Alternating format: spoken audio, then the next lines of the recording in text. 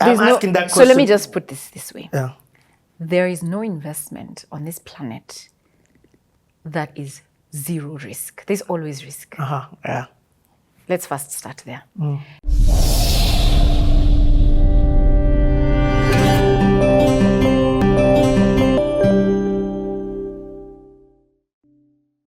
Investors, or what do you mean? Yes, investors. Like, for example, let's say I've invested my money and I know elections are coming up. What kind of advice do you do to just give us peace?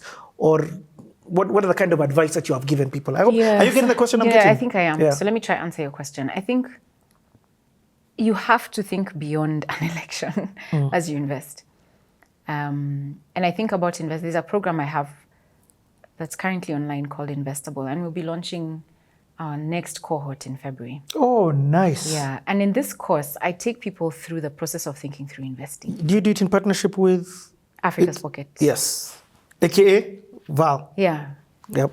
Yeah, Val Njoroge. So one of the things that is on that program is the framework that you need to have.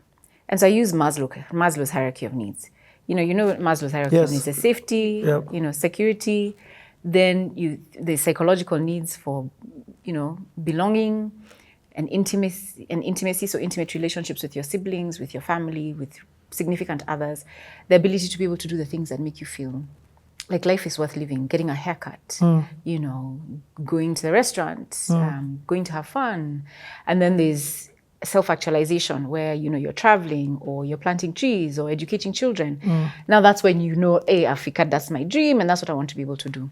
So I like to think about investing like that, as opposed to, there's an election coming. No, what's my life?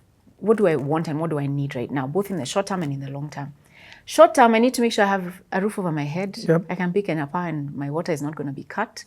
I can pay school fees. I can pay Wi-Fi. That's my basic needs. So we need to make sure my basic needs are catered for, right? So invest to ensure that that's catered for. Invest to make sure So my investment needs to make sure that firstly, my basic needs are catered for. Secondly, that my money can continue to sustain my current standard of living. And lastly, my investments need to create an opportunity for me to create real wealth so that I'm making a difference in this life. It can't just be about land. I buy land, and then I sell, and then I die. It has to, land is not necessarily a bad investment. It's a good investment, but I need to diversify so that if I need cash in the short term because it's an emergency, I have money that I can run to in cash so that I'm not having to look for who's going to buy my land for me to meet this emergency. Yes. So for you, land, for example, is a long-term investment. Yes, How so do you have, categorize it for you? So those three, so we call them the three baskets. Yes. Yeah, just to give this as so you have three baskets. So the first basket is your basic needs. Yep. We call it the security basket. It's your safety net. So where am I putting that money? I'm putting that money in a money market fund, for example. Nice. In a savings account, in a SACCO account, whichever you find that suits you. That safety net also includes insurance, an education policy. It includes a home. The home I live in is not an investment, but it's part of my security because it's a basic need. Then now when I come to the important basket that ensures that I am sustaining my current standard of living, I'm investing so that even as inflation increases, my money is continuing to grow in line with inflation. Because if it doesn't, and I'm putting my money in a current account or in an account earning me 0 or less than 7%, then I'm doing nothing. And I'm actually losing money from a purchasing power perspective. Yep. Does that make sense? Yep. Basically, you're talking about, you can't have all your money chilling in a bank account. A bank account is giving you, 2%, 3%? No, maybe a little more, but the point is I need to earn more than inflation. Yep, okay. Yeah. So take advantage of those opportunities. So land would be an investment that then falls within the security basket. I mean, the important basket, where I am accumulating in order for it to grow and grow in line with inflation. I get it. But again, land needs to have a purpose. Yeah. Otherwise, I'm putting that money there to sit and then. So what's my purpose with this land? Am I subdividing to sell it? Am I building something in it to generate cash? is it for capital gains? Is it for cash flow? What am I doing this? So you need to think strategically when it comes to land also. And as but then it's capital not just gains land, also goes up by 15% in Kenya from 5%, that's another curveball that is thrown in the way. Okay, taxes, yeah. Those are other things you need to think about as well.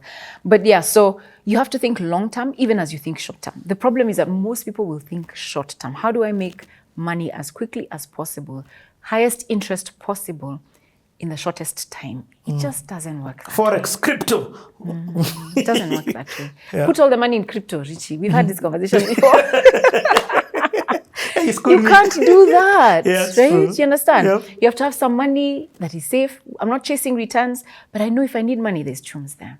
Then there's that one that earns you interest. It's not exciting, but I know that every so often I'm earning some cash flow from this interest earning instrument. Then there's that one you invest in stocks. Stocks fall within the important basket. Then now self-actualization. Government bonds, government treasury bonds, bills will fall at what? Treasury bills would be, well, right now treasury bills are in the middle. I mean, treasury bills are giving you upwards of 15% per annum. Man. Yeah. Like, it's insane. Yep. And are those guaranteed? I'm asking that question. So let me just put this way. Yeah. There is no investment on this planet that is zero risk. There's always risk. Yeah. Let's first start there. If I invest in government bonds, there's risk. They say, we call them, when we did finance in school, we called them risk-free, but it's risk-free. Why? Because there's interest rate risk. For example, if I bought bonds 5 years ago, what would have been the interest? 11.5%.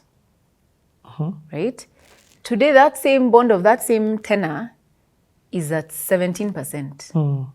So if I'm trying to sell my bond now, that is earning me a coupon or an interest of 11.5, and this other one is at 17, will I be able to get a buyer? I get. So what happens with bonds is that when you buy a bond and interest rates go up, the bond that I'm holding loses value. Okay, so I go what we call underwater.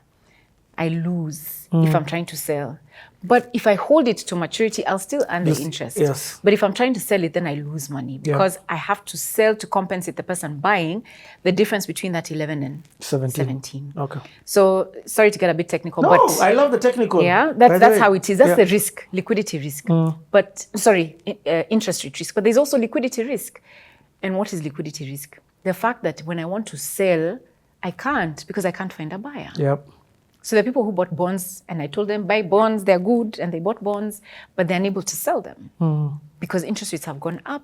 Guys are like, I can get this rate. Yeah? So why am I buying that one? Let me buy this other one. So there's nothing that has no risk. I get it. Yeah. So you have to sit and think, what am I trying to achieve? Is it passive income I'm after? Is it a long-term investment I'm after? Is it an investment for my children's education? Is it for my health? What is my need? What is my goal? You have to invest based on your needs, your goals, your personal circumstances, and your time horizon. When you talk about are you a personal consultant, financial consultant to people? No. Can people pay you? Yes, and but say, that's yes. Okay, sorry, I'm interrupting. No. But I don't. A consultant is you come, you sit down for 2 hours, and I tell you what to do. That's not what I do. I coach. There's a very big difference. I get it. Coaching is partnering with a client and listening to them to hear what their goals are. What do they want to be able to achieve? And I partner with them to explore options for them to be able to get to where they want to go. And so there's accountability in the process. I am invested in their lives for the season that I am working with them. Yep. A consultant is very hands-off. Yep. And it's for, you've said this, do this. But for us, it's not like that. It's like, what are the obstacles? What if that doesn't happen? How about this, looking at it from different perspectives. What's your real lifestyle like? What like, show me this month, what have you spent your money on? How much have you made? Okay, I get what you mean. It's on a minimum 6 months or 3 months. So my minimum is 3 months. Minimum 3 months. Okay. I get it. So you do that? Yes, I do. Okay. And guys can reach out to you. They can, but it is, I can't coach the whole world. So what happens is it's premium. Yeah, no. There are people who, and it should be premium, Rina. The kind of 20 years experience that you have, I wouldn't expect anything less. So, but they can reach out to you via how? Absolutely. They can reach out to me. I think the easiest way is to write an email. Yes. sema@moneywise.co.ke. Sema@moneywise. SEMA. Yes. At moneywise, one word, .co.ke. But because in fact now let's go back to the investables. Yeah. That is a course that people pay for. Yes. And it's a course that you do over a period of? So everything is online. Yes. I've recorded all these different videos. We've written ebooks. We've got podcasts. We've got, oh my gosh, there's so much content. The value that you get from Investable is so huge. In fact, what I prefer is that people who want my help do Investable first. So that my coaching session is not a teaching lesson. It's not a lesson where sitting and I'm telling you, this is what, no. So depending on your expertise, we'll have a conversation. Depending on where you're at, I'll probably say, just do Investable first. Because Investable is going to end up being cheaper for you. Yep. It is a 5 to 6 week program that will probably take you a little longer, but you have lifetime access to it. Oh, nice. Right? Lifetime access, you pay for it, and it's not expensive. It's only $280. And you pay for it and have lifetime access, so you can keep going back. We currently have a cohort, an alumni of over 300 people who've done So you're on what cohort right now, the one in We're February? going to cohort number 5. So this cohort number 5, with over, how many people have you taken through this course? About 360. Wow. Yeah. Wow. And the lives... And is it locked to geographical location of No. The people are from all over the world. Oh, wonderful. Yeah. Okay. For that information, you can check onto the description, or you can go and email, say it again. Sema at moneywise.co.ke. moneywise.co.ke. What you have just seen on the screen, sema@moneywise.co.ke. We're going to get into Moneywise.